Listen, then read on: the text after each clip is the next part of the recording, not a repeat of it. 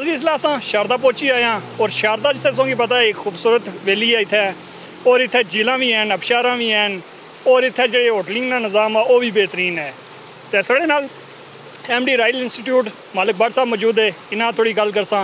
मालिक भट्ट साहब 3 दिन का टूर सी, अज तकरीबन टूर जो 3 दिन सी वो कंप्लीट हो चुका। तो कि जियां तुसां के नज़ारे लगे इत्थै नीलम वैली ने और पहले भी तुसां कदें इत्थै आए हो या पहली दफ़ा आए हो?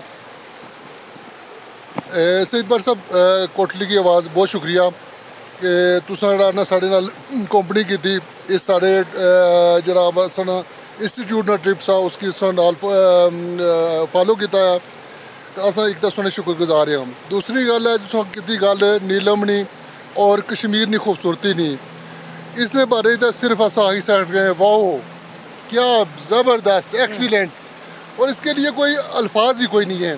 इसकी खूबसूरती, इसकी आबशारें, इसकी झीलें, इसके जंगलात, इसके पहाड़, ये तो जन्नत नज़ीर वैसे नहीं कहा गया, जन्नत नज़ीर है। तो इस तो पहले जो दूआ सवाल किया उस तो पहले आए हो असें देखदा 2020 विच जिसलै लोग बेरोज़गार हो गए से तो अस कोटली तो ना ट्रकों पर सामान लद्दी तो इस पूरे एरिए जेह्ड़ा ना आटा चीनी चावल सामान बेरोज़गार लोगों की जरा ना क्योंकि असलेट हो गए से उन्हें वो प्रोजेक्ट पर अस इस एरिए में कम किया सा। उस तो बाद फिर रूटीन भी एक दफ़ा अस विजिट वास्ते आए हैं प्रॉपर इस एरिए में और इस ट्रिप आने ना रीज़न भी ऐसी है कि इसकी एक्सप्लोर की जाए कश्मीर की और स्पैशली जो सा ट्रिप ना साढ़ा मेन मोटिव साढ़ा वो सा कि आर्मी की सोलिडैरिटी किया जाए, यकजहती की जाए आर्मी ने नाल कि और बच्चों की दसिया जाए कि आर्मी साड़ी जी है जवान जरा एक पोस्ट पर है इतों से तकने उस एक उपर पोस्ट है 13 घंटे की पैदल इतना कोई रोड नहीं है, पैदल जाना पैना 13 घंटे लगने पैदल एक फौजिया की एक गिलास पानी ना भी उपर खड़ने आस्ते। तो अस इन्होंने जोड़े सैक्रीफाइसिस है इन्होंने जोड़े खिदमात दियाँ मुल्क आस्ते अस इन्हों की सलाम भी पेश करने और सलूट पेश करने। और अच्छा मालिक भट्ट साहब एक गल और भी है कि वैसे होना है कि ईद होनी है और ईद पर लोग ट्रिपिंग से जाने हैं या फिरने तुरने से जाने हैं या ईद तो बाद जाने हैं, तो ईद तो पहले ये टूर कियां रखे जी? सईद भट्ट साहब चूँकि असल बच्चों ने एग्जाम चलने वैसे 2-3 महीने तो सारे डिपार्टमेंटों ने एग्जाम चलने पे से अस एग्जाम खत्म हुए 12 तारीख। अच्छा। और सारे बच्चों ने प्लान सा कि अस बड़े वो भी स्ट्रैस हाँ पढ़ी तय तो हूँ कोई इस कि खुला जाए दिमागी तौर पर खोलिया जाए और जो ही एग्जाम खत्म हुए 12 की तो 13 की अस ट्रिप सा 13, 14, 15 और इसी बच्चे वाकई फ्रैश हो गए। सो बच्चों को भी पूछो कि वाकई जो अमताने बूह पढ़ी तो स्ट्रैस ही गए से वो मुड़ी तो ठीक होए इन्हें दिमाग के नहीं। ठीक है तो एक सवाल और पूछना उसके बाद बच्चों को पूछने हैं। अच्छा अस तकिया कि तुस नाल खाने पीने ना लांगरी वगैरह सारे नाल ही रखे, इस तरह क्या रीजन सी है कि तुसें कि नहीं लगना कि इतना खाना जो म्यारी लपसी है तो इतों खाया जाए तो तुस सारा कुछ नाल की नहीं आए हो?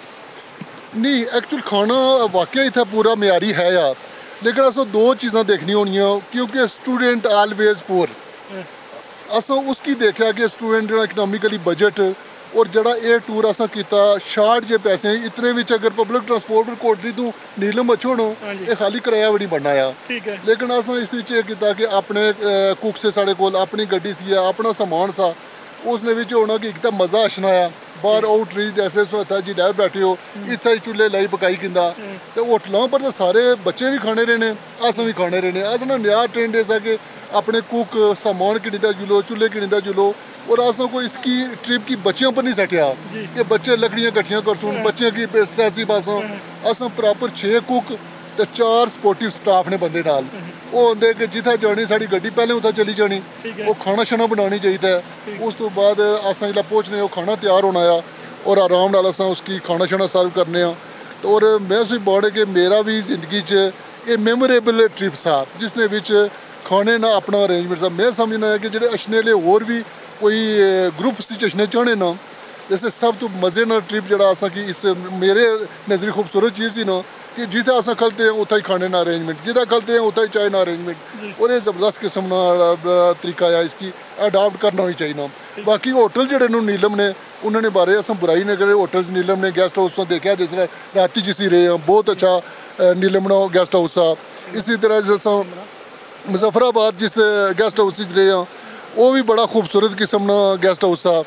अब इन्होंने जो खाने पीने ने होटल्स वो भी बहुत अच्छे ने और सबसे बड़ी जी मैं सईद भट्ट साहब नोट की ना कि लोग बहुत अच्छे हों।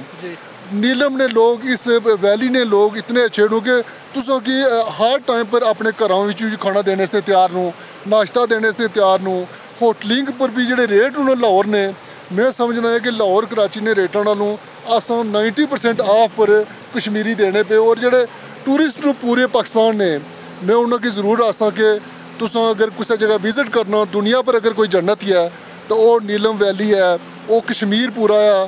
तुसां बजाए इधर उधर ने कनेडा यूरोप ने ट्रिप डिज़ाइन करने तों, और मैं समझता कि जेह्ड़े नहीं आए हुए हो एक दफ़ा तुसां कश्मीर ना इस विजिट कर सो, तुसें लगसी है कि वाकई जेह्ड़ा ना यूरोप कनेडा इत्थै कुछ भी नहीं है। और इकनॉमिकली रेट्स भी गेस्ट हाउसिस ने बहुत कम नूं, इसी तरह खाने पीने ने रेट भी बहुत कम नूं। और असां खराज तहसीन करने पेश करने जेह्ड़े नीलम ने लोग नूं, जेह्ड़े बिजनेस कमेटी है, ताजर लोग नूं, कि ओह् उस तरह ना जेह्ड़ा रवैया लोगों ने एक टूरिस्ट ने जहन च होना ना कि हर बंदे की छट लाना। इत्थै मैं देखा जी छट लाने वाला बंदा कोई नहीं है। अगर 100 रुपये की चीज़ है टूरिस्ट की भी 100 रुपये नहीं लभनी, और अगर वो 150 नहीं है तो टूरिस्ट को भी 150 नहीं लभनी। एक बाहर बंदा तक किते छट नहीं लाया जाना। ये इन्होंने लोगों की खूबी है। तो साढ़े ना अरूबा भी मौजूद हैं। अरूबा ये दसो कि मेडिकली असां सेहत ने मारे कितना यानी ज़बरदस्त होना कि असां फिरां तुरां और नई जगह जेह्ड़ी नई जगह होनियां वो दरियाफ्त करां या एक्सप्लोर करां, यानी असां के सेहत आस्तै कितनी ज़रूरत है इस चीज़ की।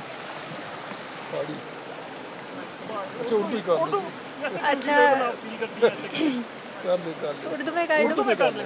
अच्छा, वैसे अगर देखा जाए तो ये जो जगह हैं सेहत के लिए हमारी इस तरह ज़रूरी हैं कि ऑब्वियसली एक इंसान है, उसकी नेचर होती है कि वो एक जगह रह रह के तंग आ जाता है, बहुत ज़्यादा स्ट्रेस्ड हो जाता है। ऊपर से स्टूडेंट्स हैं, ये तंग आ जाते हैं पढ़ पढ़ के। जब हम इस तरह की जगहों पे जाते हैं, स्पेशली जहाँ पे नेचुरल ब्यूटी ज़्यादा है, तो ऑब्वियसली हमारा दिमाग थोड़ा उस चीज़ को देख के, हम अब आप देख रहे होंगे, आपको ये जगह देख के खुद ही फ्रेश फील होता होगा बहुत ज़्यादा, सिर्फ देख के तो बहुत सुकून मिलता है। और फिर इस तरह की जगहों पे बैठ के या दरिया के किनारे पे बैठ के तो वैसे ही बंदे फ्रेश हो जाते हैं। अब हम वापस जाएंगे तो हम बिल्कुल फ्रेश हुए होंगे, बिल्कुल फ्रेश।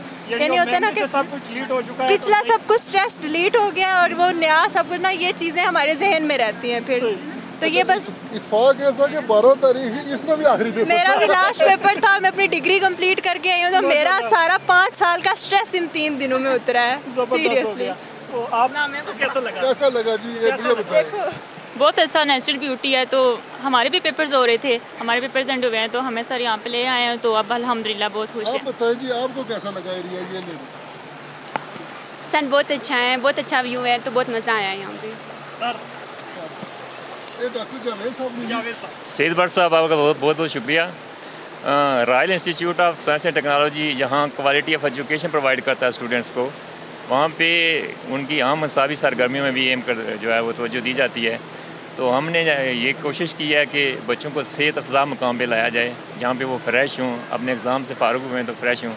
तो मैं समझता हूँ कि बच्चे यहाँ पे आके बड़े उन्होंने एंजॉय किया है। तो वाकई हम सुनते आए हैं कि कश्मीर जन्नत नज़ीर है, तो जहाँ पे हम आए तो हमें प्रैक्टिकल ये पता चला है कि वाकई कश्मीर जो है वो जन्नत नज़ीर है। Thank you. तो जिस तरह जी सैयद भट्ट साहब आड़े ना जी हेवन ऑन अर्थ, और वाकई असें देखा जी कि अगली जन्नत अल्लाह करे, अल्लाह गफूर रहीम है, लेकिन ये मैं सोचना है कि अस दुनिया वाली जन्नत पर होई जुले हैं। इत्थै सारी वो जन्नत दी जेह्ड़ियां हैंसियन अलामात ही ओह् मौजूद हियां, और अस समझने हैं कि दुनिया ही जीने जी भी अस जन्नत पर आ गए हैं। तो बड़ा ज़बरदस्त किस्म का ये स्पॉट सा। और बच्चे सो देखो असें पकड़ाई नहीं देने पे, कोई इधर दरिया पर आ, कोई बोटल पर आ, कोई दरिया तकना, कोई कश्तियां पर आ, कोई पार्कों च। और ज़बरदस्त किस्म में सब तो बड़ी देखो जी जी ये ऊपर शारदा यूनिवर्सिटी है जी। सो सैयद भट्ट साहब 233 AB विच यूनिवर्सिटी बनती, जिला सब कंटीनेंट सारा इक है साहब, चाइना रूस ये पूरा जेह्ड़ा कोई मुल्क नहीं सा, इक्कै मुल्क सा। तो ये यूनिवर्सिटी उसलै बुद्धिज़्म और हिंदुइज़्म ने कल्चर की प्रमोट करने से बनती है। तो देखो ना जी उस दौर ने यूनिवर्सिटी जी बनती, और इस यूनिवर्सिटी च अल बैरूनी साहब जेह्ड़े असने साइंटिस्ट इस्लामी साइंटिस्ट, उन्होंने भी इसने विजिट किया है।